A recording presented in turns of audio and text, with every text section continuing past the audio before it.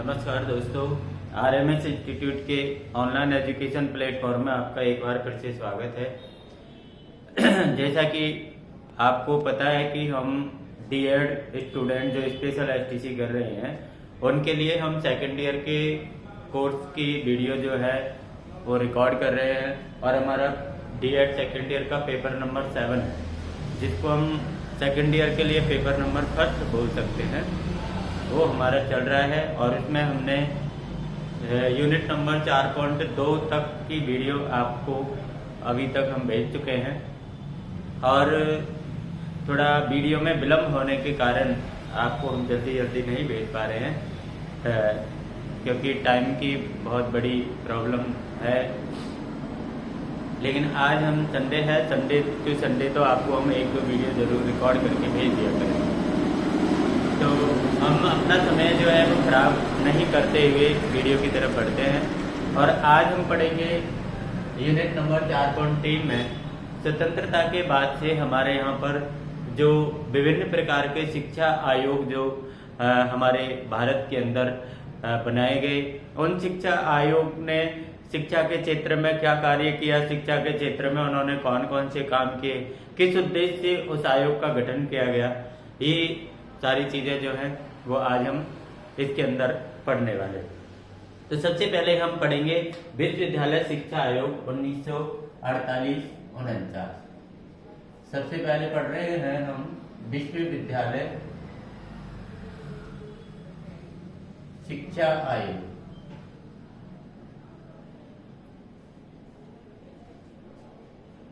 विश्वविद्यालय शिक्षा आयोग 1948 से 49। ये विश्वविद्यालय शिक्षा आयोग के अंतर्गत हम पढ़ेंगे जो 1948 से और 1949 के बीच हमारे भारत में लागू हुआ और भारत सरकार के द्वारा इसको नवंबर 1948 में डॉक्टर राधाकृष्णन की अध्यक्षता में एक विश्वविद्यालय शिक्षा आयोग नियुक्त किया गया। इसका जो गठन है, यदि आप बात करते हैं गठन की, तो गठन इसका नवंबर 1948 में हुआ है। और यदि आप इसकी अध्यक्षता की बात करेंगे, अध्यक्षता, तो वो डॉक्टर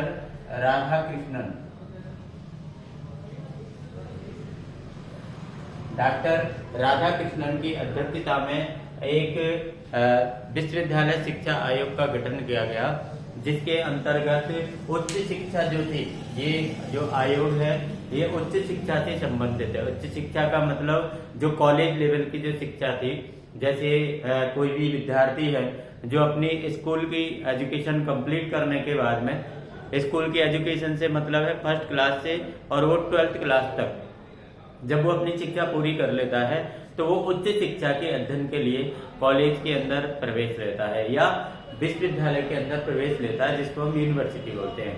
यूनिवर्सिटी या कॉलेज के अंदर जब वो एडमिशन लेता है तो उसका मतलब है कि वो उच्च शिक्षा प्राप्त कर रहा है। तो इसका जो गठन किया गया वो उच्च शिक्षा के लिए किया गया और उच्च शिक्षा के प्रत्येक पहलू को, जो महत्वपूर्ण कुछ पहलू थे, उनको इस आयोग ने इसमें सिफारिश की और 1949 में अपनी जो रिपोर्ट है वो उन्होंने प्रस्तुत की।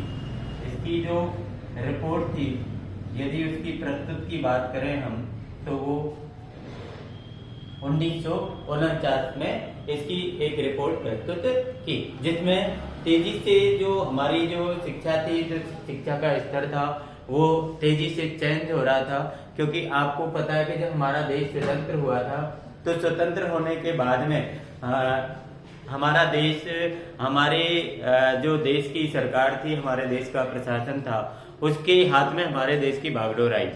और उस समय तक यदि हम बात करें शिक्षा की, तो अंग्रेजी शासन ने, अंग्रेजी सरकार ने हमारे लोगों की शिक्षा का स्तर बिल्कुल डाउन कर दिया था। तो यदि उस समय की स्थिति को हम देखें, तो उस समय की स्थिति के अनुसार हमारे यहाँ पर शिक्षा बहुत डाउन हो गई, बहुत उसका स्तर गिर गया। तो इसमें हमें शिक्षा में सुधार लाने की बहुत आवश्यकता महसूस हुई। तो इसमें बहुत जल्दी मतलब बहुत अच्छे बहुत जल्दी में बहुत सारे परिवर्तन शिक्षा के अंदर देखे गए। तो उन शिक्षा के अंदर जो परिवर्तन देखे गए उनको हम यहाँ पर हमारा जो विश्वविद्यालय शिक्षा आयोग था उसने यहाँ पर उस परिवर्तन किए। इसके जो उद्देश्य थे वो थे, जैसे यदि अपन उद्देश्य की बात करें, सबसे पहले हम इसके क्या पढ़ेंगे, उद्देश्य। तो उद्देश्य में सबसे पहला आ जाएगा आपका बुद्धि और ज्ञान। बुद्धि है, यदि हम इसके पहले उद्देश्य की बात करें तो पहला उद्देश्य था बुद्धि और ज्ञान। हमारी क्या है, आपको पता है कि प्राचीन जो समय से हमारी चली आ रही थी शिक्षा, उसमें जो विषय और जो ज्ञान जो शिक्षा बच्चों को दी जाती थी उसका जो ज्ञान था वो पूरा बुद्धि के ऊपर डिपेंड करता था। मतलब कुल मिलाकर एक बच्चा जो है उसके अंदर उसकी कैपेसिटी क्या है, उसकी बुद्धि कितना काम करती है, बौद्धिक क्षमता क्या है, उसके आधार पर इसका जो शिक्षा है, शिक्षा का स्तर जो है वो चलता था। ज्ञान के किसी भी आधार पर हम किसी भी व्यक्ति को बुद्धिमान नहीं कहते थे कि उसको कितना ज्ञान है। ज्ञान से कोई मतलब नहीं था, मतलब उसका था मेन चीज ये है कि उस व्यक्ति के अंदर, उस बच्चे के अंदर बुद्धि कितनी है, उसकी बौद्धिक क्षमता कितनी है। सामाजिक व्यवस्था का उद्देश्य, इसका सेकंड उद्देश्य था सामाजिक व्यवस्था का उद्देश्य। सामाजिक व्यवस्था का उद्देश्य, सामाजिक व्यवस्था के उद्देश्य के लिए इसमें ये ऐसी अवधारणा जो है वो इसके अंदर जोड़ी गई, जो युवा अपने जो युवा थे उनको शिक्षित कर रहे थे। हमारी शिक्षा प्रणाली जो है उसके अंदर कुछ परिवर्तन किए गए और उस शिक्षा प्रणाली के अंतर्गत हमारा ऐसे मार्गदर्शक सिद्धांत तैयार किए गए जो सामाजिक व्यवस्थाओं के उद्देश्यों को देख सकें और सामाजिक उद्देश्यों को खोज करके और उनको पूरा करने की जो है वो तैयारी कर सके। इसके अंदर ये चीजें जो जोड़ी गई। जीवन के उच्च मूल्यों के प्रति प्रेम, ये भी एक इसका उद्देश्य था। जीवन के उच्च मूल्यों के प्रति प्रेम, मतलब एक व्यक्ति के जीवन में जितने भी मूल्य होते हैं, जो उच्च मूल्य होते हैं या उसको व्यक्ति को महान बनाते हैं, उच्च मूल्यों पर जो शिक्षा है उनके उच्च मूल्यों के प्रति प्रेम को बढ़ावा देने का काम हमारी शिक्षा ने किया कि वही जो व्यक्ति है उसके जितने भी उच्च मूल्य हैं उन मूल्यों से व्यक्ति का प्रेम बढ़ना चाहिए। जब व्यक्ति का प्रेम उनके प्रति बढ़ेगा तो सीधी सी बात है, ये आप भी समझ रहे हैं कि जिस वस्तु से, जिस व्यक्ति से या कोई भी क्रिया से या कोई भी गेम से, खेल से, खाने से, सोने से, पीने से यदि व्यक्ति प्रेम करता है तो उसको अधिक महत्व देता है। तो इसी प्रकार से इस जीवन मूल्यों को प्रति व्यक्ति का प्रेम बढ़ाने का भी इसका एक उद्देश्य था। नेतृत्व के लिए प्रशिक्षण, अगला इसका उद्देश्य था नेतृत्व के लिए प्रशिक्षण। नेतृत्व के लिए प्रशिक्षण, नेतृत्व के लिए प्रशिक्षण का मतलब है कि नेतृत्व का मतलब आप समझ रहे हैं कि नेतृत्व का मतलब होता है एक ग्रुप को, एक समूह को, एक संगठन को जो व्यक्ति लीड करता है, जो व्यक्ति उस ग्रुप को या उस संगठन को संपूर्ण रूप से उसको, उसके एकता को, उसकी अखंडता को बनाए रखता है, तो उस व्यक्ति को हम उसका एक नेतृत्वकर्ता कह सकते हैं। तो नेतृत्व के लिए प्रशिक्षण भी इसके अंदर रखा गया कि प्रत्येक बच्चे को, प्रत्येक व्यक्ति को एक नेतृत्व करने के जो हैं गुण उसके अंदर होने चाहिए और नेतृत्व करने के गुणों के लिए नेतृत्व का प्रशिक्षण उसको दिया जाए, मतलब उसको प्रशिक्षित किया जाए इस व्यक्ति को कि इसके अंदर नेतृत्व के गुण है या नहीं है। तो ये चीजें जो है मेन चीजें आपको इस विश्वविद्यालय शिक्षा आयोग के बारे में ये चीजें आपको याद होनी चाहिए। इसके अलावा आपको कुछ भी याद नहीं है तो कोई प्रॉब्लम नहीं है। यदि ये प्रश्न बनता है आपके लिए इस प्रश्न ये परीक्षा में प्रश्न आता है, आपसे पूछा जाएगा कि विश्वविद्यालय शिक्षा आयोग के बारे में आप क्या जानते हैं, क्या समझते हैं, तो आपको महत्वपूर्ण ये रहेगा कि ये 3 चीजें तो आपको ये इसकी याद होनी चाहिए कि इसका गठन नवंबर 1948 में हुआ है, अध्यक्षता डॉक्टर राधाकृष्णन ने की है और इसकी रिपोर्ट जो प्रस्तुत की गई है वो 1949 में प्रस्तुत की गई। इसके मुख्य रूप से 4 उद्देश्य थे, जो चारों उद्देश्य आपको यहाँ पर हमने बता दिए। ये चारों उद्देश्य जो है वो आपको याद होने चाहिए। इसमें से ऐसा ही एक छोटा प्रश्न बनेगा या फिर आपको अवैध के अंदर या खालिस्तान के अंदर ये जो चीजें हैं आपको पूछी जा सकती हैं। आपसे पूछा जा सकता है कि विश्वविद्यालय शिक्षा आयोग का गठन कब हुआ था, तो आप आंसर दे देंगे भाई नवंबर 1948 में। इसकी रिपोर्ट कब प्रस्तुत की गई, 1949 में। आपसे पूछा जाए विश्वविद्यालय शिक्षा आयोग की अध्यक्षता किसने की, तो आपका आंसर रहेगा डॉक्टर राधाकृष्णन के द्वारा इसकी अध्यक्षता की गई। अब हमारा दूसरा आयोग आएगा माध्यमिक शिक्षा आयोग। दूसरा आ जाएगा आपका माध्यमिक शिक्षा आयोग। इन आयोग के बारे में आपको ऐसे ही छोटी छोटी जानकारी जो है याद होनी चाहिए, आपका प्रश्न आसानी से ये कंप्लीट हो जाएगा। माध्यमिक शिक्षा आयोग, माध्यमिक शिक्षा आयोग ये 1952 से 1953, ठीक है। माध्यमिक शिक्षा आयोग के अंतर्गत आपको वर्तमान शिक्षा प्रणाली के इसको एक मुदलियार आयोग के नाम से भी जाना जाता है, ये भी आपको ध्यान रखना है। इसको मुदलियार आयोग के नाम से भी जाना जाता है।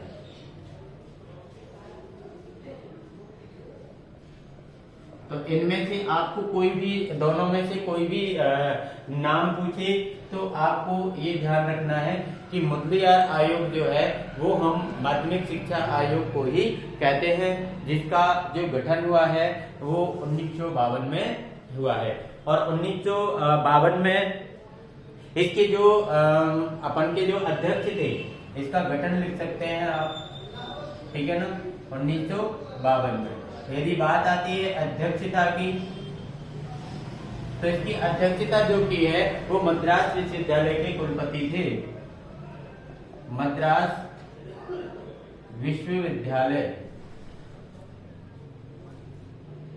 के कुलपति, और इनका नाम था doctor A Lakshmana Swami Mudaliar. Doctor A Lakshmana Swami Mudaliar, ये यहाँ पर इनके अध्यक्ष थे। और इस आयोग ने सबसे बड़ी जो बात कही थी कि हमें इस सिद्धांत का ध्यान रखना होगा कि ये एक जो माध्यमिक शिक्षा है ये एक पूर्ण इकाई है। एक क्या है, ये पूर्ण इकाई है, ये अपन को ध्यान रखना है। ये माध्यमिक शिक्षा आयोग क्या है, माध्यमिक शिक्षा क्या है, अपने आप में एक पूर्ण इकाई है। न कि केवल एक कोई प्रारंभिक या पहला चरण नहीं है। इस अवधि के दौरान जो बच्चा होता है वो आपको पता है माध्यमिक शिक्षा के अंदर बच्चा जो होता है एक अपने आप में एक समझदार और एक्टिव बच्चा हो जाता है। वो अपनी जिम्मेदारियों को समझने लगता है या वो अपनी शिक्षा के महत्व को समझने लगता है। उसको ये पता होता है कि भाई शिक्षा क्या चीज है, शिक्षा हमको ग्रहण क्यों करनी चाहिए, शिक्षा के लिए हमें क्या क्या करना चाहिए, शिक्षा हमारे जीवन में कितना इम्पोर्टेंट रखती है। तो ये सारी चीजों को, जिम्मेदारियों को वो समझ पाता है वो बच्चा। इसलिए माध्यमिक शिक्षा आयोग को यहाँ पर क्या बताया गया है, एक पूर्ण इकाई बताया गया है। अब यदि अपन बात करते हैं कि इसके उद्देश्य क्या है, तो इसका उद्देश्य है सबसे पहला आदर्श नागरिक तैयार करना। यदि अपन बात करते हैं उद्देश्य, तो पहला उद्देश्य है आदर्श नागरिक तैयार करना। आदर्श नागरिक तैयार करना। आदर्श नागरिक तैयार करने से मतलब हो गया कि यदि कोई भी बच्चा जो है हमारे देश में किसी बच्चे के अंदर माध्यमिक शिक्षा आयोग के अंदर ये उद्देश्य रखा गया कि एक व्यक्ति जो है, एक बच्चा जो है वो आदर्श नागरिक होना चाहिए। कहने का मतलब वो शिक्षा तो प्राप्त करे ही, शिक्षा तो उसको दी जाए, लेकिन उससे पहले उसको एक भारत देश के प्रति उसके अंदर एक देश भक्ति की भावना, एक राष्ट्रीय भावना भी जागृत होनी चाहिए। मतलब एक आदर्श नागरिक वो होना चाहिए।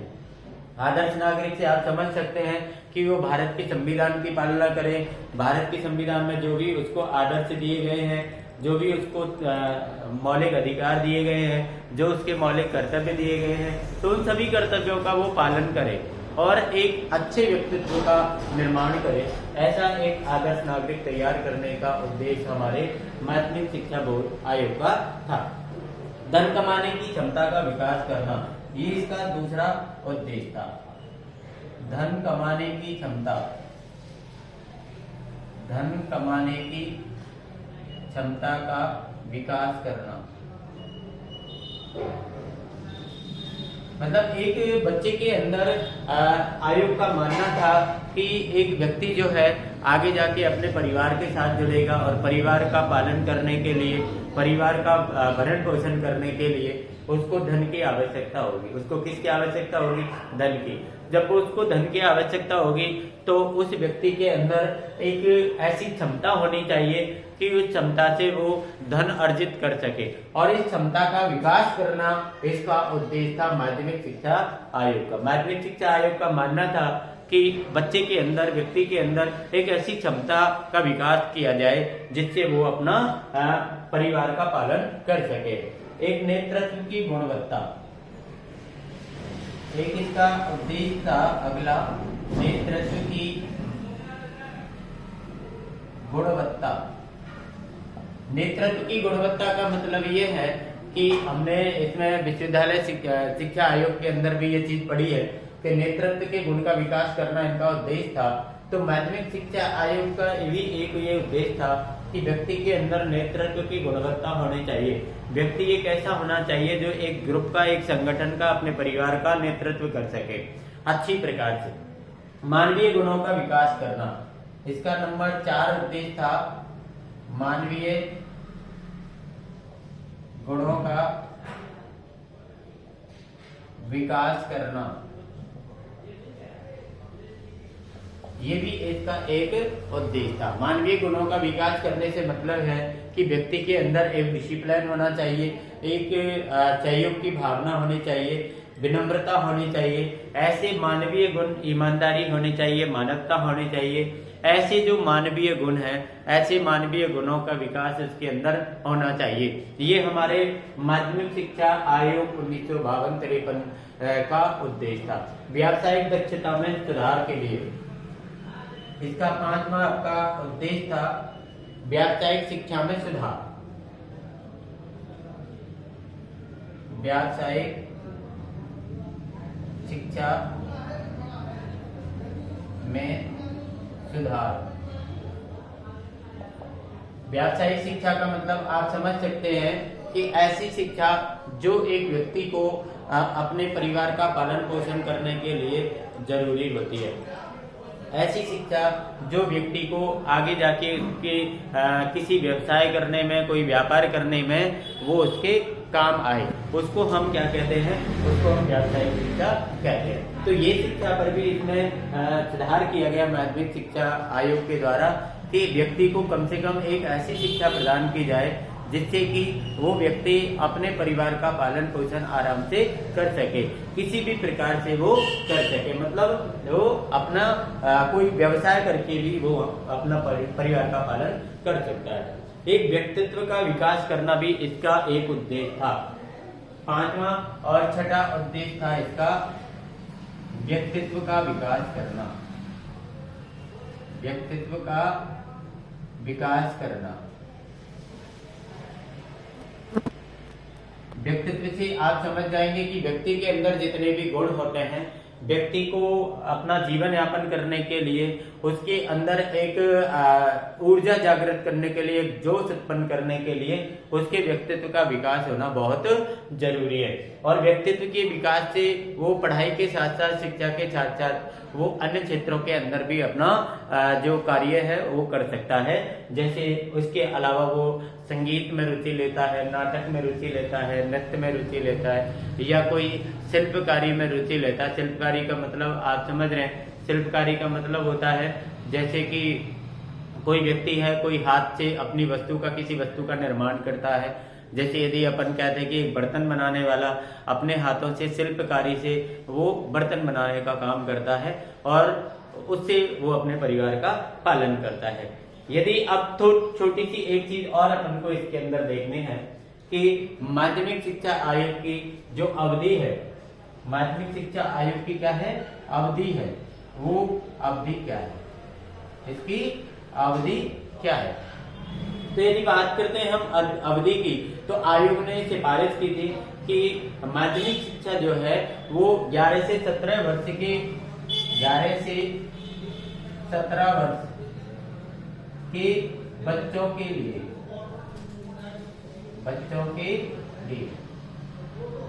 कि जो बच्चे 11 से 17 वर्ष की उम्र के हैं तो उन बच्चों के लिए ये जो शिक्षा है वो उपलब्ध होनी चाहिए। मतलब माध्यमिक शिक्षा जो है वो ये कहती है कि 11 वर्ष का बच्चा कम से कम और 17 वर्ष का अधिकतम, ये बच्चे माध्यमिक शिक्षा के अंदर आते हैं। और इनको हम 3 साल के लिए हम इनको जूनियर हाई स्कूल के चरण में रखेंगे और 4 साल के लिए इसको हम हाई स्कूल के चरण में रखेंगे। मतलब ये जो 7 वर्ष है, आपका टोटल समय कितना हो गया इसमें, 7 वर्ष। कितना हो गया, 7 वर्ष। 7 वर्ष में से हमको इनको 2 भागों में हमने विभाजित किया कि 3 वर्ष जो है वो जूनियर हाई स्कूल और नेक्स्ट जो 4 वर्ष है उसको हम हाई स्कूल के चरण में रखेंगे। ये इसकी जो है वो अवधि थी। और इसके अंदर जो है माध्यमिक शिक्षा में 11वीं कक्षा जो है आती है, 11वीं कक्षा के बाद 12वीं कक्षा आती है। और इसके बाद जब हम 12वीं कक्षा के बाद में जो हम डिग्री वगैरह के लिए कहीं किसी कॉलेज या यूनिवर्सिटी के अंदर जाते हैं तो वो हमारी विश्वविद्यालय शिक्षा आयोग के अंतर्गत आ जाएगी। ठीक है ना। एक यदि अपन इसमें पढ़ते हैं माध्यमिक शिक्षा आयोग के सुझाव में कि मतलब इस आयोग ने बच्चों के लिए क्या क्या सुझाव दिए, सरकार के लिए क्या सुझाव दिए कि इसमें कौन सा परिवर्तन किया जाए, क्या परिवर्तन किया जाए जिससे ये जो शिक्षा है उसके अंदर सुधार किया जा सके। तो उसके लिए भी यहाँ पर कुछ सुझाव हमारी जो ये आयोग है माध्यमिक शिक्षा आयोग, इसके द्वारा दिए गए। पहला सुझाव दिया गया कि विद्यार्थियों को विभिन्न रुचियों के अनुरूप बहुउद्देशीय विद्यालय खोलना। मतलब हमारे देश के अंदर ऐसे विद्यालय होने चाहिए जो बहुउद्देशीय हो और बच्चे के अनुरूप हो, बच्चे के अनुकूल हो।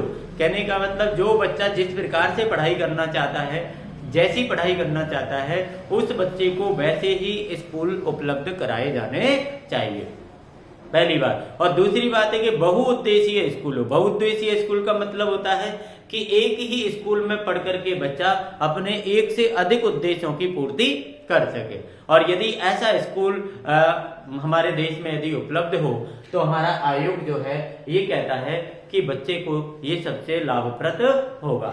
यदि दूसरे सुझाव की हम बात करें तो दूसरा सुझाव हमारा था कि बहुउद्देशीय जो विद्यालय है उसमें औद्योगिक संस्थानों के निकट खोले जाएं। औद्योगिक संस्थानों के निकट मतलब जहां पर जो औद्योगिक संस्थान का मतलब जो उद्योगों से संबंधित हमारी पढ़ाई कराते हैं, प्रशिक्षित करते हैं। जैसे आपको यदि एक संस्थान का नाम लेते हैं, आप ITI करने के लिए जाते हैं तो ITI में एक कॉलेज के अंदर जब आप जाओगे, कोई संस्थान के अंदर जाओगे, पॉलिटेक्निक करने के लिए आप जाओगे, तो ये जो है संस्थान हमारे औद्योगिक संस्थान की श्रेणी में आते हैं। औद्योगिक श्रेणी में क्यों आते हैं? क्योंकि इनसे बच्चा जो है, बालक जो है किसी कंपनी या उद्योग में कार्य करके और अपना पेट पालता है। तो ऐसे जो बहुउद्देशीय विद्यालय हैं वो इन संस्थानों के निकट खोले जाएंगे। इसके कारण छात्रों को इन विद्यालय और औद्योगिक संस्थान दोनों की सुविधाओं का लाभ लेने का अवसर उसको प्राप्त होगा। तीसरा जो उद्देश्य है कि गांवों के स्कूलों में कृषि को अनिवार्य विषय बनाया जाना चाहिए। यदि माना कि कोई विद्यालय गांव में संचालित है तो उस गांव में जो विद्यालय संचालित है उस विद्यालय में एक कृषि शिक्षा को अनिवार्य माना जाए कि भैया आपको कृषि शिक्षा तो लेनी है। आपको कृषि में जैसे फसल का ज्ञान है, उसको सिंचाई का ज्ञान है, उसको कीटनाशक दवाइयों का ज्ञान है, उसको कौन सा खाद देना है, कौन से समय पर कौन सी फसल बोई जाती है, कौन से समय पर कुछ फसल में कौन से रोग जो है लगते हैं, उनका निदान क्या होता है। तो ये सारी चीजें जो है वो ग्रामीण स्कूलों के अंदर होनी चाहिए। ऐसा सुझाव हमारे माध्यमिक शिक्षा आयोग के द्वारा दिया गया। एक बड़े शहरों में स्थानीय जनता की मांग पर तकनीकी शिक्षा की स्थापना होनी चाहिए।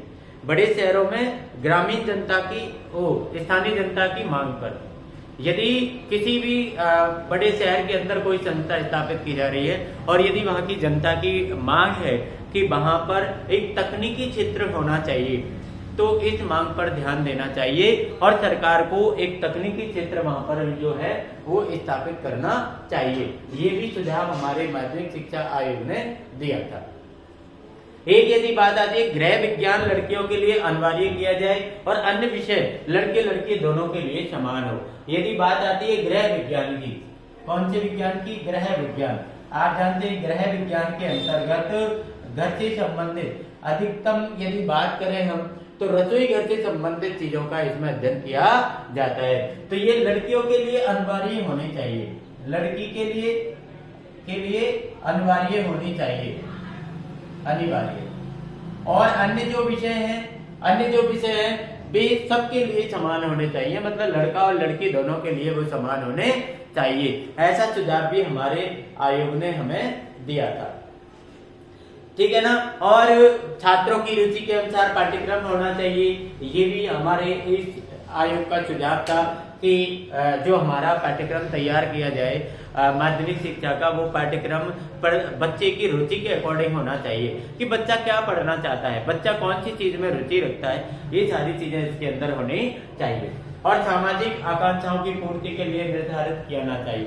पाठ्यक्रम जो है वो ऐसा निर्धारित करे जिससे कि हम समाज के अंदर कोई हमारी इच्छा है, कोई आकांक्षा है, तो उन इच्छा और आकांक्षाओं की हम पूर्ति कर सकें। ऐसा हमारा जो है पाठ्यक्रम निर्धारित होना चाहिए। समय और देश की मांग को ध्यान में रखते हुए इसका पुनर्गठन किया जाना चाहिए। ये जो आयोग है, माना कि ये आयोग हमारा 1952-53 में बना और 52-53 के बाद में माना कि 10 साल बाद 20 साल बाद इसमें कुछ संशोधन की आवश्यकता होती है, तो उसका संशोधन करके ही उसका पुनर्गठन किया जाना चाहिए। इसमें भी अपन को ध्यान रखना है और इस प्रकार इसको व्यवस्थित किया जाना चाहिए कि विद्यार्थी का जो समय है और विद्यार्थियों के बीच बीच में जो शिक्षा में जो अवकाश आते हैं उनका सदुपयोग किया जाए, उनको व्यर्थ में गंवाने से बचाया जा सके। ये चीज इसके अंदर जो है वो रखी गई। इसके अंदर विषयों की कुछ समूह बनाए गए, कौन कौन से विषय इसके अंदर रखे जाएंगे, तो इनकी जो समूह है विषयों की, जिसमें मानविकी है, विज्ञान है, कृषि है, ललित कला है, औद्योगिक विषय है, वाणिज्यिक विषय है और गृह विज्ञान है। जो हमने इसमें जो सारी चीजें पढ़ी हैं, ये विषय हमारे माध्यमिक शिक्षा आयोग ने इसमें निर्धारित किए कि भाई बच्चों को ये विषय पढ़ाए जाए। इसमें पाठ्यक्रम जो है वो 2 प्रकार का रखा गया है, जिसमें एक तो जो सभी छात्रों के लिए समान होगा, जिसमें सामान्य विज्ञान, सामान्य अध्ययन और शिल्प ये चीजें शामिल रहेंगी। और जो मुख्य पाठ्यक्रम के अलावा जो होगा वो मतलब बच्चे को उसके ऐच्छिक के रूप में रखा जाएगा, मतलब बच्चा उसमें से 3 विषय जो है वो खुद अपनी इच्छा से अपनी रुचि के अनुसार उनको ग्रहण करेगा, मतलब 3 विषय वो ले लेगा। तो ये चीजें इसके अंदर रखी गई। अनुदेशन का जो माध्यम रहेगा, मतलब शिक्षा का माध्यम इसमें भी रखा गया कि शिक्षा का माध्यम जो दिया रखा जाएगा वो वहाँ की एक स्थानीय भाषा के अकॉर्डिंग रखा जाए। माना कि कोई ऐसा क्षेत्र है जहाँ पर हिंदी अच्छे प्रकार से चल रही है तो वहाँ पर उसका पाठ्यक्रम हिंदी में रखा जाए, अंग्रेजी चल रही है अंग्रेजी में रखा जाए, अन्य किसी क्षेत्रीय भाषा है मातृभाषा है तो उसका पाठ्यक्रम उसी भाषा के अंतर्गत रखा जाए। पाठ्य पुस्तकों का चयन भी जो है वो बच्चों की रुचि के अकॉर्डिंग और इस प्रकार से लिखा जाए कि बालक जो है उस पाठ्यक्रम को पढ़ने के बाद में एक तो अपना समाज का और अन्य हमारे देश का भला कर सके, देशभक्ति की जिसके अंदर भावना हो, स्वास्थ्य से संबंधित चीजें हो, उसमें चरित्र निर्माण से संबंधित चीजें हो, ये चीजें उसके अंदर होनी चाहिए। एक शिक्षकों की स्थिति भी यहाँ पर दी गई है माध्यमिक शिक्षा आयोग ने। ये तो एक सिफारिश के तौर पर आप मान लीजिए, लेकिन यदि अपन बात करते हैं कि भाई शिक्षकों के लिए इसके अंदर क्या रखा गया, तो शिक्षकों के अंदर भी अपन देखेंगे शिक्षकों की स्थिति में सुधार। शिक्षकों की स्थिति में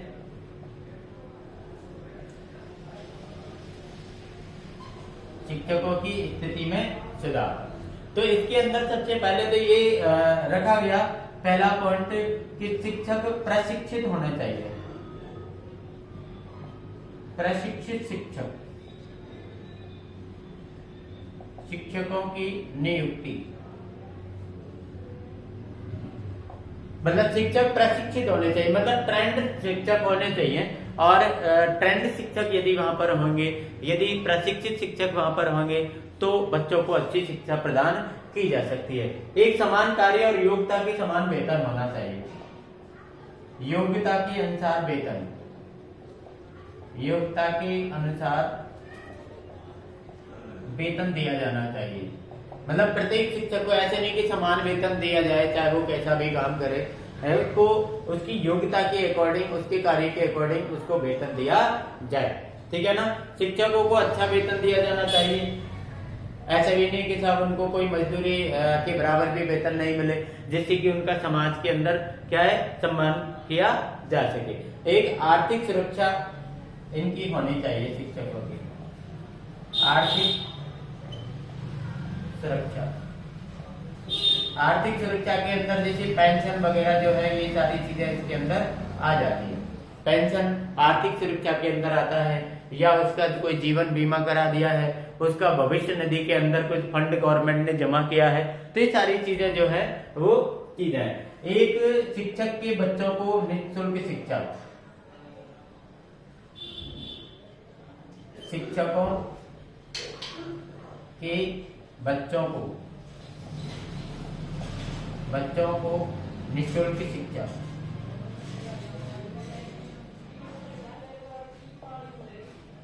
जो बच्चे हैं शिक्षकों के उनको निःशुल्क शिक्षा दी जानी चाहिए। एक उनको निःशुल्क चिकित्सा सुविधा दी जानी चाहिए। निःशुल्क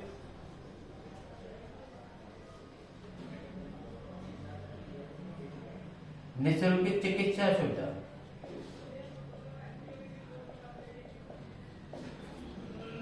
निःशुल्क चिकित्सा सुविधा, निःशुल्क चिकित्सा सुविधा भी उनको दी जानी चाहिए, जिससे कि जो बालक है वो शिक्षक जो है वो अपने परिवार का अच्छे प्रकार से पालन कर सके और अच्छे प्रकार से पालन करके वो बच्चों को अच्छी शिक्षा दे सके।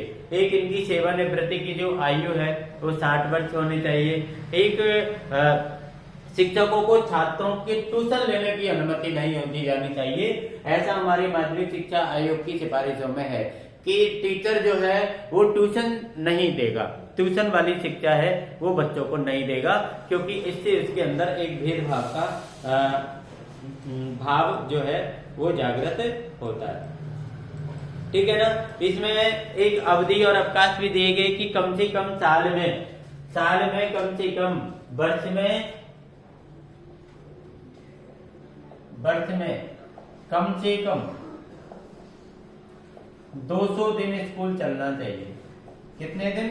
200 दिन। 200 दिन तो स्कूल को खोला जाए और ग्रामीण क्षेत्रों में बुवाई और कटाई के समय कम से कम 7 दिनों के लिए ग्रामीण क्षेत्र में विद्यालय को बंद करना चाहिए, जिससे कि कृषि कार्यों में बालक जो है वो अपने माता पिता की मदद कर सके। ये हमारे इस आयोग ने सिफारिश किया था, ये आयोग ने ऐसा बताया था। छुट्टियों की संख्या कम होनी चाहिए, प्रति सप्ताह में कम से कम नहीं तो 35 घंटे शिक्षण होना चाहिए प्रति सप्ताह। ये चीजें आपको ध्यान रखनी है, प्रति सप्ताह 35 घंटे शिक्षण, मतलब एक सप्ताह के अंदर 35 घंटे तो बच्चे को आपको पढ़ाना ही है। और प्रिंसिपल को स्थानीय छुट्टी और स्कूल की जो व्यवस्थाएं होती है उनके लिए पूरा अधिकार प्रिंसिपल के पास होना चाहिए। छात्र को एक सत्र के दौरान कम से कम 10 से 15 दिन की छुट्टी मिलनी चाहिए। छात्र को 10 से 15 दिन का अवकाश मिलना चाहिए। ये किसके लिए है? छात्र के लिए। एक सत्र में कम से कम 10 से 15 दिन का अवकाश होना चाहिए। एक भवनों की व्यवस्था के लिए भी इसमें प्रावधान रखा गया कि स्कूलों के जो भवन है वो शोर शराबे से दूर होने चाहिए, मतलब वहां पर हर प्रकार का डिसिप्लिन होना चाहिए, शांतिपूर्ण माहौल होना चाहिए, भवन पर्याप्त हवादार होना चाहिए, उसके अंदर वेंटिलेशन हो, चारों तरफ से हवा का प्रवेश करने के लिए उसमें जगह हो। एक कक्षा में 40 से अधिक छात्र नहीं होने चाहिए। कक्षा में छात्र कितने होने चाहिए? कक्षा में 40 छात्र, मतलब 40 छात्र से अधिक नहीं होने चाहिए एक कक्षा के अंदर। स्कूलों में उचित डेस्क और कुर्सियों की फर्नीचर की व्यवस्था होनी चाहिए, ऐसा हमारे माध्यमिक शिक्षा आयोग की सिफारिशों में लिखा गया था। स्कूल के अंदर एक बड़ा हॉल होना चाहिए जहां पर कोई भी फंक्शन वगैरह विद्यालय के अंदर हो, कोई उत्सव विद्यालय में मनाया जाए तो सभी बच्चे वहां पर एकत्रित होकर के और उस फंक्शन को, उस उत्सव को आराम से मना सके, ऐसी भी वहां पर व्यवस्था होनी चाहिए। विद्यालय के अंदर एक वाचनालय पुस्तकालय होना चाहिए जहां पर बच्चा जो है वो हमारे देश के जो जितने भी समाचार पत्र हैं वहां पर उपलब्धता होनी चाहिए, जिससे कि उनके अंदर हमारे देश के अंदर क्या हो रहा है ये सारी चीजों के वो वहां से ज्ञान प्राप्त कर सकता है। एक हमारा इसके अंदर कुछ दोष भी पाए गए। क्या पाए गए? दोष। कौन से? इस आयोग में माध्यमिक शिक्षा आयोग 1952-53 ने जो भी सुझाव दिए थे उसमें कुछ दोष पाए गए। दोष मतलब उसमें कुछ कमियां भी थी। जैसे पहली कमी हो गई आपकी कि किताबी शिक्षा पर जोर। किताबी शिक्षा पर जोर। इस पूरी माध्यमिक शिक्षा आयोग की जो सिफारिश थी, जो भी इन्होंने नियम कानून बनाए, उसमें ऐसा था कि बच्चे को किताबी शिक्षा पर अधिक जोर दिया गया कि बच्चा किताबी शिक्षा अधिक से अधिक ग्रहण करे और एक सह पाठ्यचर्या संबंधी गतिविधियों की उपेक्षा। सह पाठ्यक्रम मतलब सह पाठ्यक्रम का मतलब है कि पाठ्यक्रम के साथ में जो अन्य गतिविधियां होती हैं विद्यालय के अंदर, जैसे उत्सवों को मनाना है, गेम खेलना है, खेल गतिविधियां हैं या अन्य किसी प्रकार की गतिविधि यदि विद्यालय में हो रही है तो उनकी जो है उनकी उपेक्षा की गई, मतलब उनको इन्होंने इस सिफारिश के अंदर नहीं रखा गया, ना ही उनको इसके लिए कोई फंड रखा गया और ना ही अन्य व्यवस्थाएं रखी गई। एक शिक्षा एक तरफा रखी गई। शिक्षा एक तरफा मतलब एक साइड से पूरी शिक्षा रखी गई, मतलब बुद्धि को प्रशिक्षित करना इसका एक उद्देश्य हो गया और व्यक्तित्व के अन्य पहलुओं को इन्होंने दूर छोड़ दिया था, क्योंकि किताबी शिक्षा थी। किताबी शिक्षा का मतलब जो किताबों में लिखा है वो आपको पढ़ना है। व्यक्तिगत शिक्षा का या व्यक्तित्व के विकास का इसमें अधिक महत्व जो है वो नहीं दिया गया। एक शिक्षा एक पक्षीय। एक पक्षीय से भी मतलब यही है कि शिक्षा का एक पक्ष रखा गया। एक शिक्षण विधियां जो है वो दोषपूर्ण थी। एक कक्षा का आकार इसमें सही नहीं रखा गया। पाठ्य पुस्तकों की जो गुणवत्ता है वो भी इसमें सही नहीं रखी गई। पाठ्य पुस्तकों की गुणवत्ता में दोष था। एक परीक्षा प्रणाली अनुचित थी। ये आपको आज भी पता है कि हमारे देश के अंदर जो परीक्षा प्रणाली है वो सही नहीं है।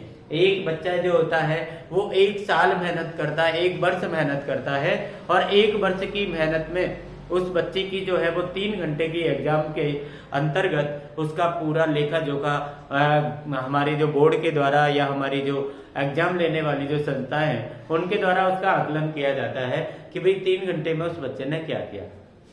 अब यदि उस बच्चे ने 3 घंटे में माना कि वो बच्चा बीमार हो गया, वो बच्चा सही से किसी प्रेशर या किसी दबाव में, किसी पारिवारिक परिस्थिति के कारण वो बच्चा 3 घंटे में अस्वस्थ रहा, परीक्षा नहीं दे पाया, किसी कारण से वो डिस्टर्ब हो गया, तो उसका रिजल्ट जो है खराब होने के पूरे चांसेस रहते हैं। एक मार्गदर्शन और परामर्श सुविधाओं का अभाव था, ये सारी चीजों के इसके अंदर दोष पाए गए। अब हमारा इसके अंतर्गत एक आयोग जो है वो और है कोठारी आयोग। एक आयोग हम और पढ़ेंगे इसके अंदर, कोठारी आयोग। इसके बाद में हमारी ये यूनिट जो है वो समाप्त हो जाएगी। इसके अंदर हम पढ़ेंगे कोठारी आयोग। कोठारी आयोग 1964 से 66। तीसरा है हमारा कोठारी आयोग।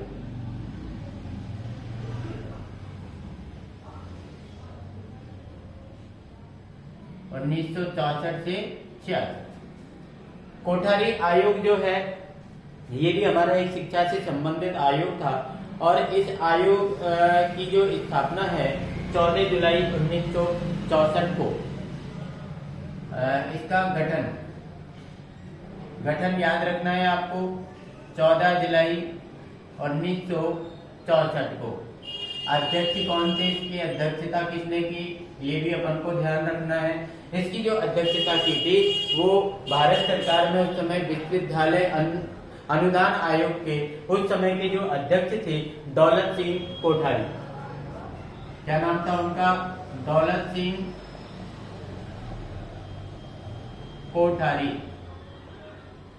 दौलत सिंह कोठारी, इन्होंने इनकी अध्यक्षता में इसका निर्माण किया गया, और आयोग ने अपनी रिपोर्ट 29 जून 1966 को प्रस्तुत की। रिपोर्ट प्रस्तुत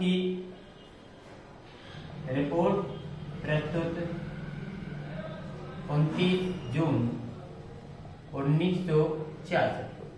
ये चीज अपन को, ये मेन जो चीजें हैं वो तो ये आपको याद रखना है। और इसकी सिफारिशों को आपको पता है 1968 में भारत की जो पहली शिक्षा नीति थी उसमें शामिल किया गया। भारतीय प्रथम शिक्षा नीति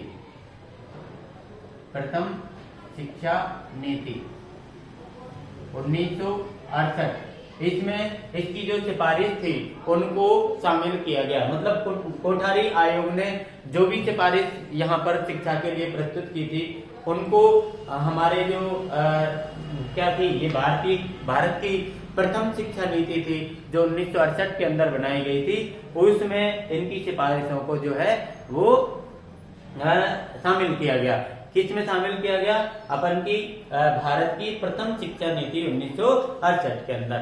अब इसकी सिफारिशें थी कौन कौन सी, ऐसी कौन कौन सी सिफारिशें थी जिनको यहाँ पर शामिल किया गया? तो पहली सिफारिश थी हमारी कि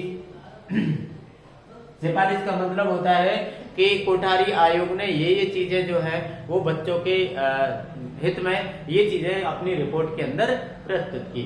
शिक्षा और राष्ट्रीय उद्देश्य, शिक्षा में राष्ट्रीय उद्देश्य, शिक्षा में राष्ट्रीय उद्देश्य एक इसकी सिफारिश थी कि भाई बच्चे को शिक्षा भी दी जाए और शिक्षा के साथ साथ में उसको एक हमारे देश के प्रति, राष्ट्र के प्रति भी उसके कर्तव्यों का बोध कराया जाए। एक शैक्षिक अवसर का समानीकरण, एक सिफारिश थी इसकी, शैक्षिक अवसरों का समानीकरण, शैक्षिक अवसरों का समानीकरण मतलब शिक्षा का अवसर प्रत्येक व्यक्ति को मिलना चाहिए, प्रत्येक बच्चे को मिलना चाहिए, चाहे वो कोई भी हो। एक शैक्षिक संरचना, शैक्षिक संरचना मतलब शिक्षा की जो संरचना बनाई जाए, शिक्षा का जो गठन किया जाए, वो संरचना वहाँ के बच्चे या वहाँ की तात्कालीन जो स्थितियां हैं उनके अनुरूप होना चाहिए। एक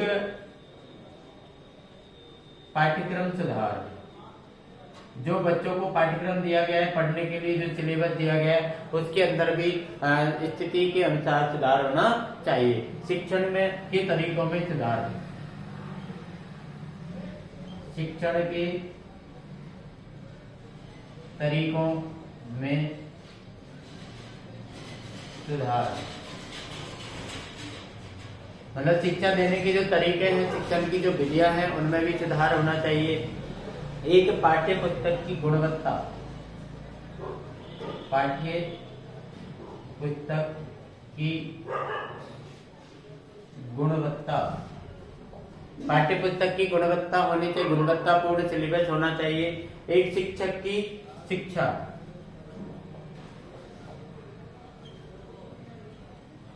शिक्षक की शिक्षा,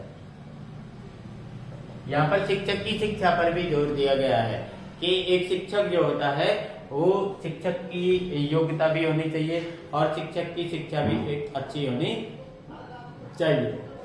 इसकी जो कुछ सिफारिशें थी जो हमारे कोठारी आयोग ने दी थी, उनको हम यदि संक्षिप्त में समझें तो यहाँ पर हम बता दें कि निःशुल्क और अनिवार्य शिक्षा का प्रावधान इसमें किया गया था। 6 से 14 वर्ष के बच्चों को निःशुल्क व अनिवार्य शिक्षा, निःशुल्क व अनिवार्य शिक्षा।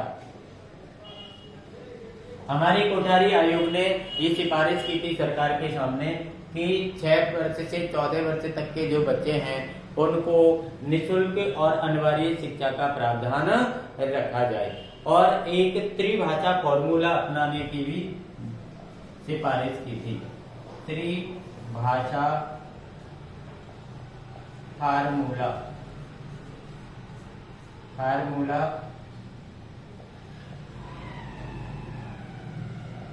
अपनाने की सिफारिश। त्रिभाषा फॉर्मूला अपनाने की सिफारिश दी गई थी।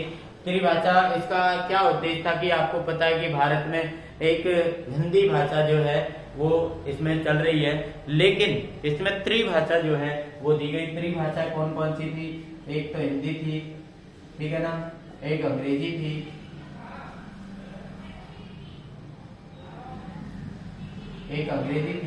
और एक क्षेत्रीय भाषा थी। एक कौन सी थी? क्षेत्रीय भाषा। मतलब बालक को हिंदी, अंग्रेजी या क्षेत्रीय भाषा में अध्ययन कराया जाए, ये उन्होंने त्रिभाषा का भी इसमें सिफारिश की थी। एक इसमें कोठारी आयोग ने क्षेत्रीय भाषा, जैसे अपन की कोई भी ऐसी भाषा है जो माना कि सही प्रकार से उसको बच्चे समझने में कोई प्रकार की प्रॉब्लम है, तो वहां पर अंग्रेजी भाषा को बढ़ाने का इसमें प्रावधान रखा गया कि अंग्रेजी भाषा में वहां पर उसको शिक्षा प्रदान की जा सकती है। एक उन्होंने विकलांग जो बच्चे थे उनकी शिक्षा पर ध्यान केंद्रित किया। विकलांग बच्चों की शिक्षा पर जोर, मतलब सरकार का ध्यान उन्होंने, कोठारी आयोग ने इस ओर भी डाला कि भाई विकलांग जो बच्चे हैं, विकलांग बच्चे अपनी शिक्षा प्राप्त नहीं कर पाते हैं, शिक्षा से वो दूर रहते हैं, तो उन विकलांग बच्चों की शिक्षा पर भी क्या दिया जाए? जोर दिया जाए। एक उन्होंने आयोग ने स्नातकोत्तर स्तर की जो शिक्षा थी, मतलब पीजी लेवल की जो शिक्षा थी, उसमें अनुसंधान, प्रशिक्षण और पर्याप्त पुस्तकालय, प्रयोगशालाएं आदि सब चीज के लिए धन उपलब्ध कराने की सिफारिश भी हमारे कोठारी आयोग ने की थी कि इसमें इनको धन उपलब्ध कराया जाए, जिससे कि ये आराम से जो है इसका जो सिफारिश है इनको पूरा कर सके। ये हमारी जो यूनिट नंबर 4.3 स्वतंत्रता के बाद से विभिन्न शिक्षा आयोग वाली जो यूनिट है, इसमें 3 शिक्षा आयोग मुख्य रूप से बनाए गए और तीनों शिक्षा आयोग को हमने आपको बताया। एक विश्वविद्यालय शिक्षा आयोग जो 1948 से और 1949 बना। इसके बाद में माध्यमिक शिक्षा आयोग 1952 से 1953 और एक इसके बाद में हमने पढ़ा था कोठारी आयोग 1964 से 1966। इसमें अपन को ज्यादा याद कुछ नहीं रखना, एक इसके कुछ उद्देश्य और सिफारिशें याद रख लो। एक इसका गठन कब हुआ, एक इसकी गठन जब हुआ तो इसकी जो समिति थी इसके अध्यक्ष कौन थे, इसकी रिपोर्ट कब प्रस्तुत की गई और इस रिपोर्ट के अंदर क्या चीजें मौजूद थी, कौन कौन सी सिफारिशें बच्चों के लिए की गई थी। ये कुछ चीजें आप इसमें पढ़ सकते हैं, याद रख सकते हैं और इसके अलावा इसमें से आपको कोई भी प्रश्न जो है वो ऐसा नहीं आएगा जो आपको परेशान कर सके। ठीक है ना। इसी के साथ हम आज की इस टॉपिक को यहीं पर खत्म करेंगे। नेक्स्ट वीडियो भी हम आपको जो यूनिट नंबर 4.3 हो गई तो 4.4 और 4.5 इससे संबंधित नेक्स्ट वीडियो में हम आपको विचार विमर्श करेंगे, आपको पढ़ने का मटेरियल देंगे। आप अपनी पढ़ाई करते रहें, धीरे धीरे अपनी पढ़ाई में लग जाएं, क्योंकि आपकी परीक्षाएं जो हैं वो जून में प्रस्तावित हैं और जून में ही आपके एग्जाम और प्रैक्टिकल दोनों ही संपन्न होंगे, ऐसा आरसीआई का निर्देश है। और अगस्त में, लास्ट अगस्त में आपको आपका रिजल्ट देने का प्लान है, तो उस प्रकार से आप अपनी पढ़ाई जारी रखिए।